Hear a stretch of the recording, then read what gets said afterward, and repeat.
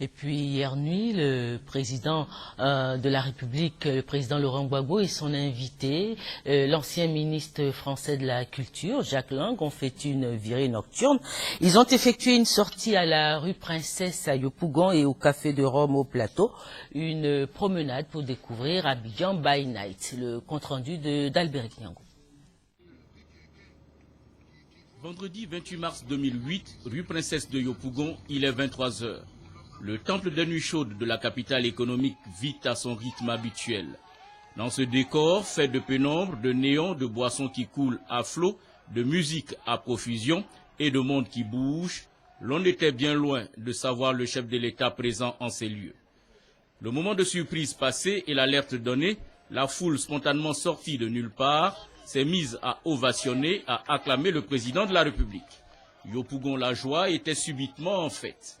Laurent Gbagbo et ses hôtes, l'ancien ministre de la Culture français sous feu François Mitterrand, Jack Lang, l'homme politique Jean-Marie Le Guen, l'architecte Pierre Fakouri et bien d'autres personnalités ivoiriennes peuvent alors en toute sérénité et décontraction, dans un dispositif de sécurité très allégé, parcourir environ 800 mètres en pleine nuit sur cette rue, l'une des plus célèbres, des plus animées de Yopougon et peut-être même de la terre de Burni.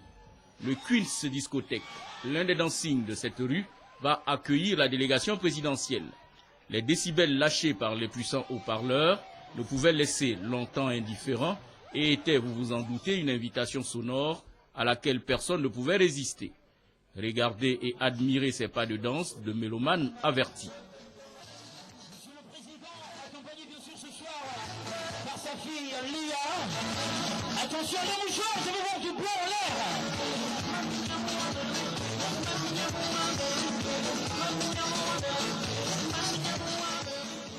Le ministre Jack Lang, homme de culture émérite, apprécie. Je suis très heureux de me retrouver en compagnie du président qui, on l'a vu ce soir encore, bénéficie d'une grande popularité à Abidjan et notamment dans les quartiers populaires. En même temps, ça me rappelle l'époque où je venais ici comme jeune professeur, dans les boîtes de nuit, dans les bistrots, dans les cafés. Abidjan, plus que jamais, est une ville vivante et certainement l'une des villes les plus vivantes de l'Afrique tout entière. Donc un grand bonheur, un grand bonheur. 23h50, la délégation quitte la bruyante ambiance de Yopougon pour le calme apparent des abords de la lagune ébriée au plateau. Un calme que transpercent les notes suaves et déchirantes de l'orchestre de la Mostra Night Club du Café de Rome.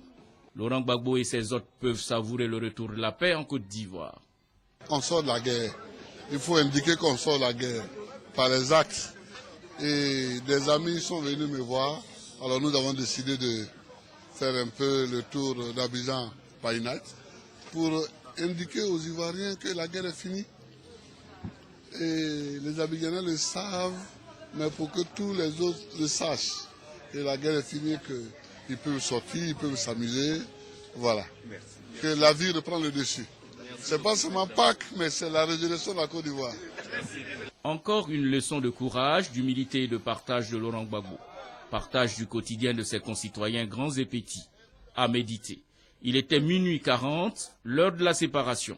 Une bonne heure, justement, pour la méditation.